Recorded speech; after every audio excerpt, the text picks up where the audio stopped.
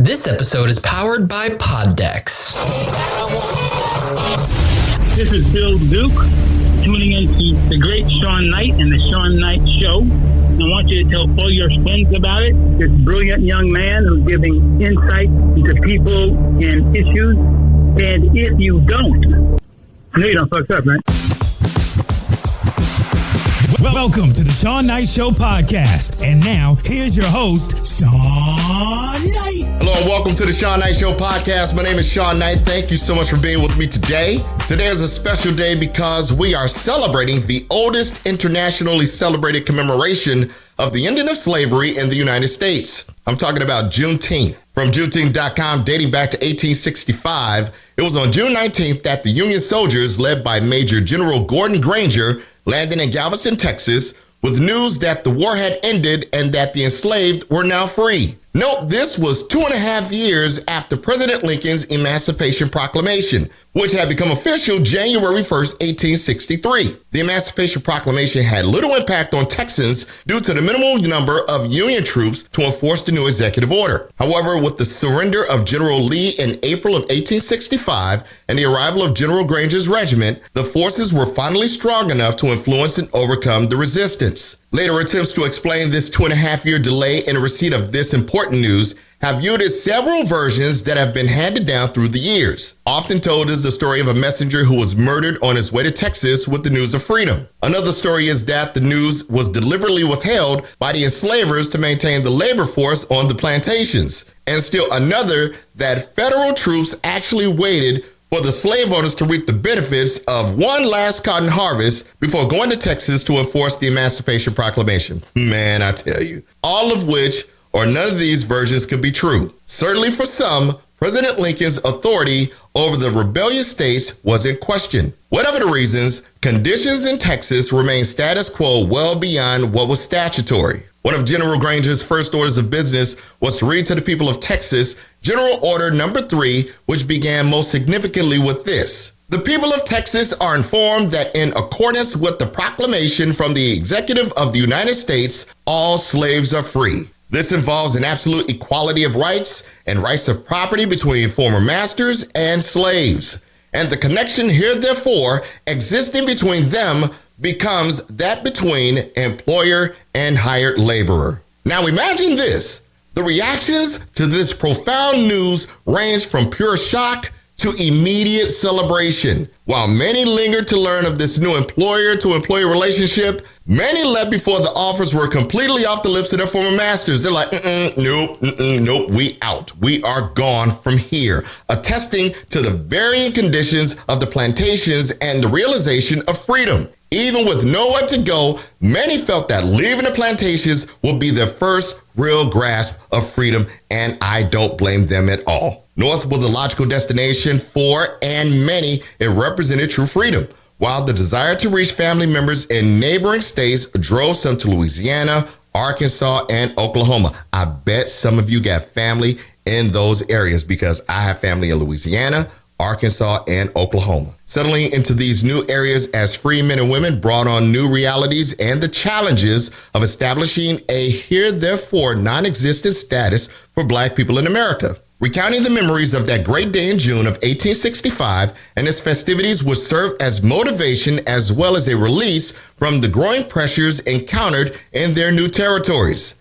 The celebration of June 19th was coined Juneteenth and grew with more participation from descendants. The Juneteenth celebration was a time for reassuring each other, for praying, and for gathering remaining family members.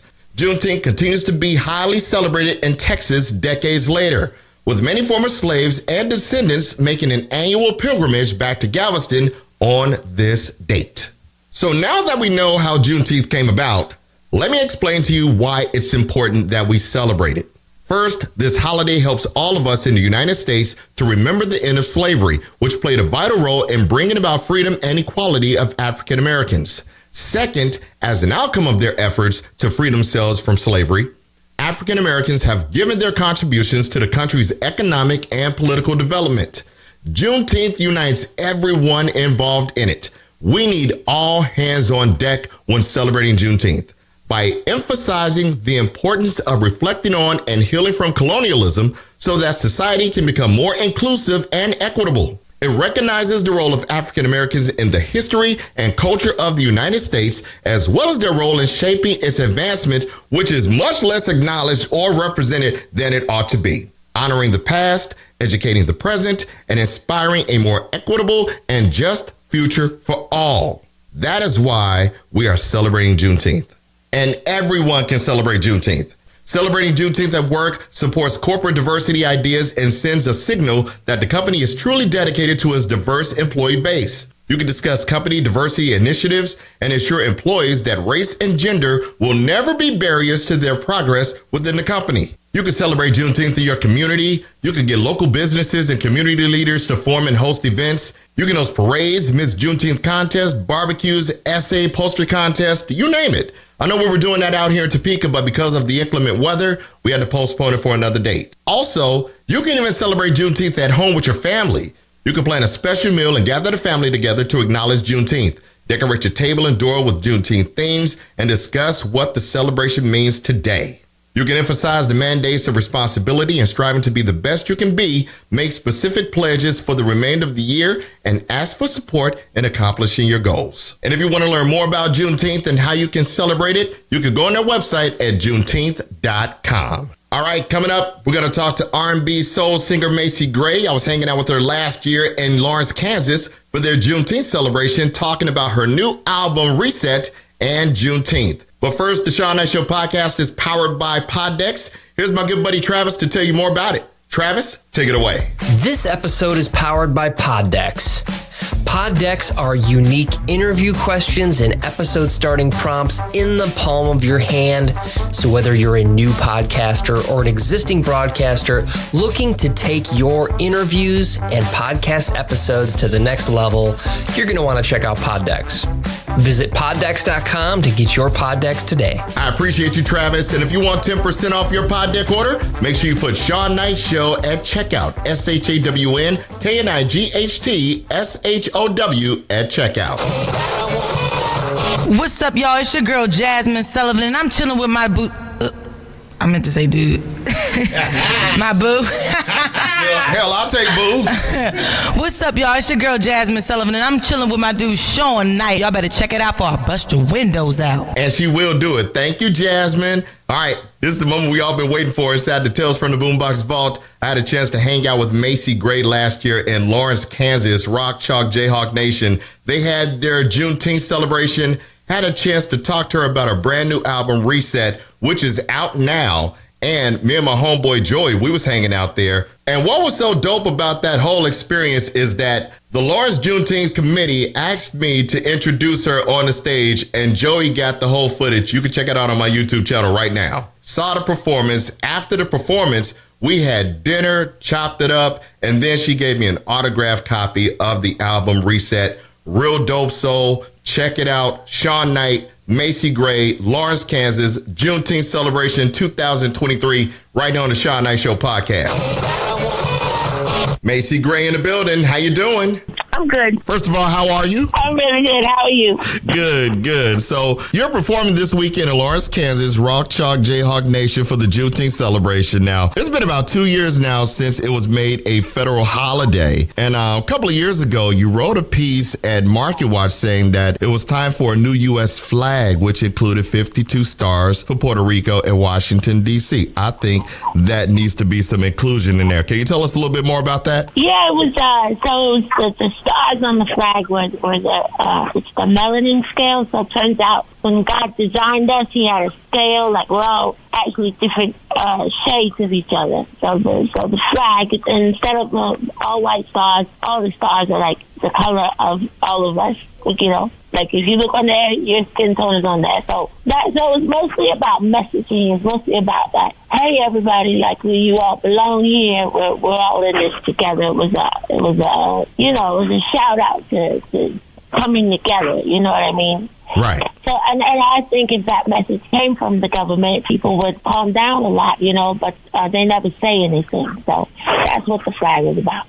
You have taken some time away from music, and we have the new album, The Reset. It's your 11th studio album. Heard every night yesterday. Oh my God, it's fantastic. I love it. So what is the reason behind The Reset, and what kind of vibe are we expecting on Saturday in Lawrence? Well, Saturday, we're going to have fun. We're going to have a ball on Saturday. We're going to party. We're going to dance. We're going to sing songs together. It's going to be, we're going to have a lot of fun on Saturday. You've been doing a lot of work with nonprofit organizations, the My Good Foundation and the Oscar Brown Foundation, and which you are a board member. Tell us about your involvement with those two organizations. So My Good is a foundation that we support families who have lost loved ones due to police shootings. So I think you hear about like the family of George Floyd got, $1 gazillion, and you hear about all these big settlements, but 99% of those families we don't hear about, number one, and most of them don't get anything, So, and if you notice, I don't think anybody ever talks about the economic status of those families. Like you notice, it's never, you never hear about somebody from Beverly Hills getting having problems with the police. So a lot of times when that happens, those families are stuck and don't have money to pay for funerals. Our biggest request is always mental health. They always want help, like support, like therapy. It's mostly moms, and a lot of them can't afford it. So that's where we step in and we help with. All you can do is help. There's no way you can repair or reverse losing, your kid, especially that way. But we just help as much as we can, with mostly it's mental health services. Right. And if anybody needs more information on that, how can they get in contact, or what's the contact number? It's mygood.org. So what was the reason behind the title, The Reset? I think that was the one thing that we all had in common during that time, is that we all had to adjust. We all had to rethink the way we live and what we can expect from each other, what we can expect from.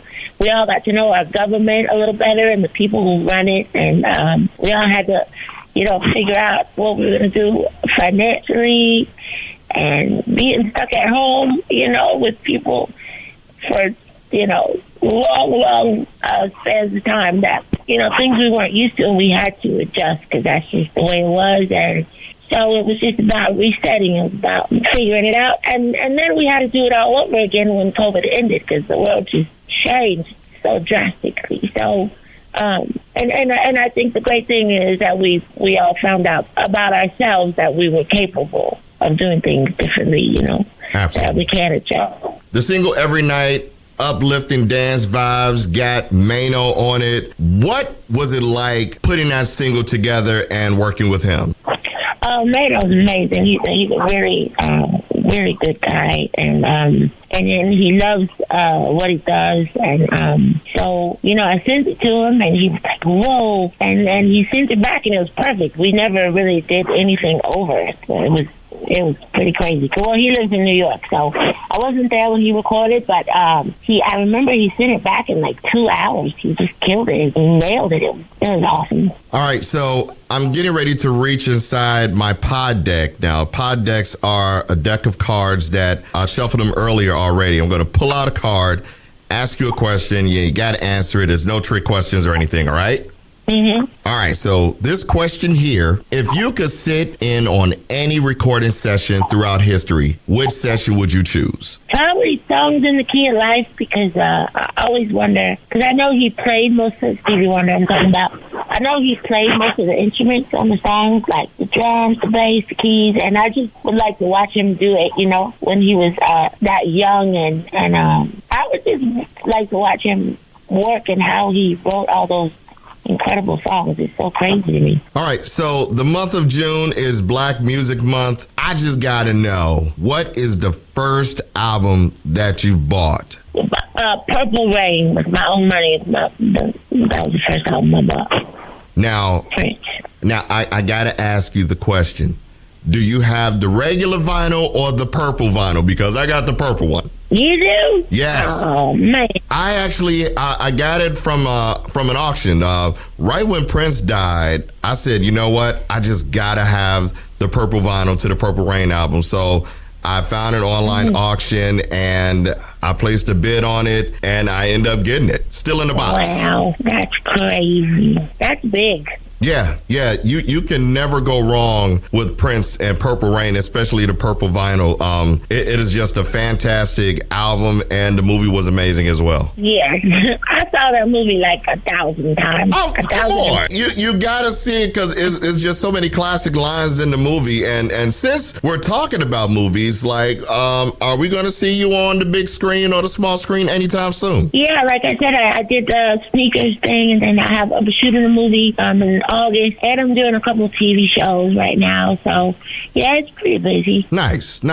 So how about this? Would you rather write one incredible album or 10 very good albums? I don't even know. That would be hard. I mean, like, so I could only have one album my whole life? No.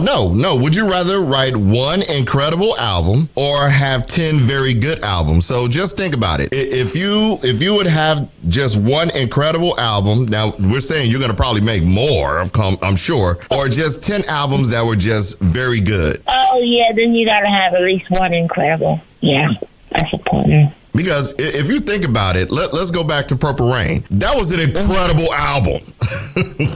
And we know Prince has a deep catalog, and he has way over 10 good albums. Mm-hmm.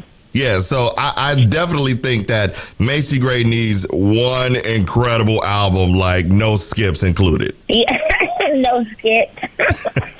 Only thing is, Sign of the Times, that album is pretty crazy, too. Oh, absolutely. Yes. I give Prince 3 incredible. I give Stevie Wonder 1, 2, 3, 4 incredible.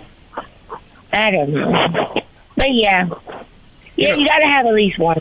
Right, a Michael Jackson Thriller caliber album. Okay, so how many incredible did Michael Jackson have? All right, so let's see. Off the Wall, definitely Thriller. 2. Yeah, 2. Because I'm thinking Bad was a good album. Anything else, because Off the Wall and Thriller still stands the test of time. Right. So who had the most incredible albums, you think? Ooh, let's see. If we're talking about incredible albums, the most incredible albums, like you. Now, are we just saying R&B, any genre? Where are we going with this? No, anybody. Incredible albums, because I think Stevie Wonder. I think maybe James Brown. Let me see. I don't even know. I only know the one Bob Marley album. I don't know. It's probably some jazz person or something. I have no idea. If you want to think like incredible, maybe Miles Davis, Coltrane, those type of artists. Mm-hmm. I think Stevie Wonder has Talking Book, Songs The Key of Life. Those are my 2. And we can't forget about Earth, Wind, and Fire. Yeah, absolutely. Oh, and man. then there's can't leave out hip hop, but I think let me see. I think Kanye has 2. Nas has. I don't know. Yeah, that is, man, and you know what? It would be according to popular opinion too. You see what I'm saying? Because what we might think is an incredible album might not be incredible to somebody else. So look, you coming to Kansas, you got to get some Kansas barbecue. You got to get some Kansas City barbecue while you're here. I can't wait. Where should we go? All right, so Gates is good. Jack Stack is good. Mm-hmm.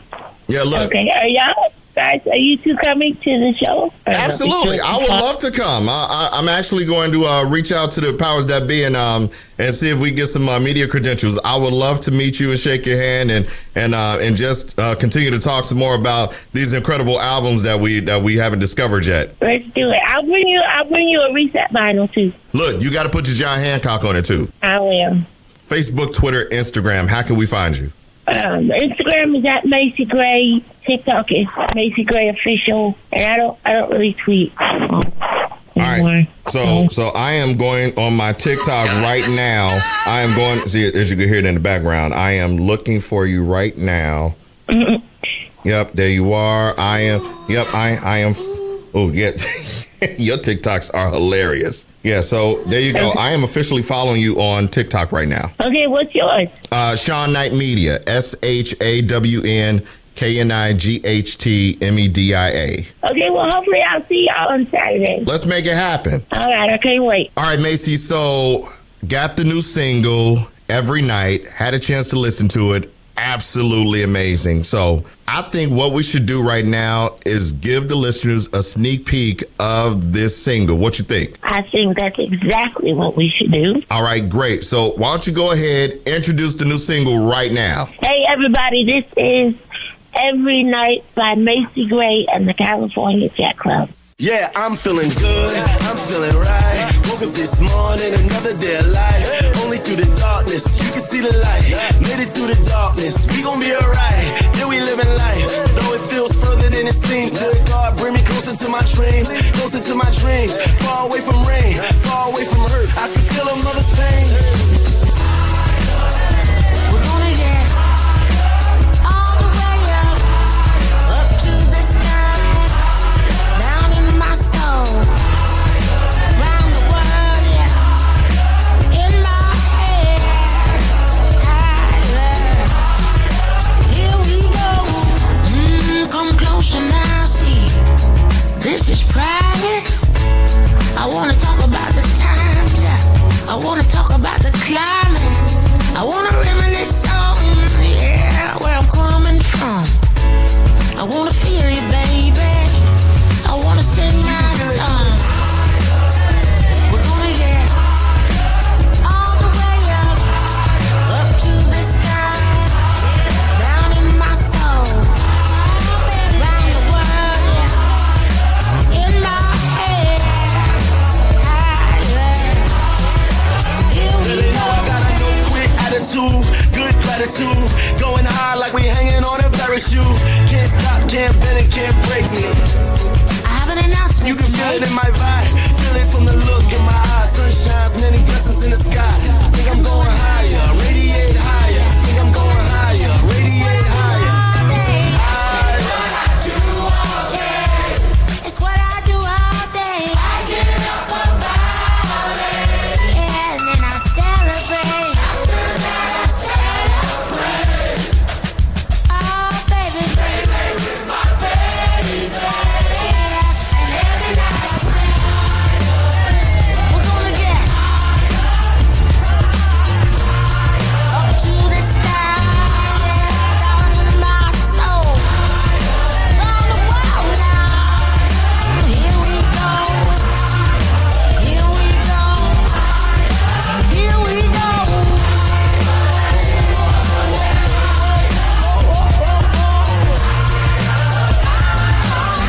Going high like we hanging on a parachute. We gon' be alright. Yeah, we living life. We gon' be alright. Shawn Knight hanging out in Lawrence, Kansas. Juneteenth celebration is in the books. Hanging out with the woman of the hour, Miss Macy Gray. Hey. Hey, you had a fantastic set, man. First of all, welcome to Kansas. Hope you had a fantastic time. I did. I wish I could stay longer, but we gotta get back. But yeah, it's nice out here. I like it out here. Yeah, and I appreciate the reset. The album is out right now. Make sure you go ahead and cop that. And again, anytime you want to reach out, let everybody know what's going on. I got an open line for you. Hallelujah. Again, thank you. It's been a blast. Happy Juneteenth, everybody. That's my homegirl, Macy Gray, hanging out in Lawrence, Kansas last year for that big Juneteenth celebration. And of course, before she left, she had to tell everybody who she was rolling with. Hey, this is Macy Gray. I'm hanging out with Shawn Knight on the Shawn Knight Show. And it don't stop. All right, that's going to do it for me, everybody. Thank you so much for checking out the podcast. Make sure you like, share, and subscribe wherever you get your podcast from. And make sure you follow me on social media at Shawn Knight Media, ShawnKnightMedia, to stay in the know with what's going on with your boy, all right? Until next time, my name is Shawn Knight. This is the Shawn Knight Show podcast featuring Tales from the Boombox, and I am gone. Happy Juneteenth, everybody.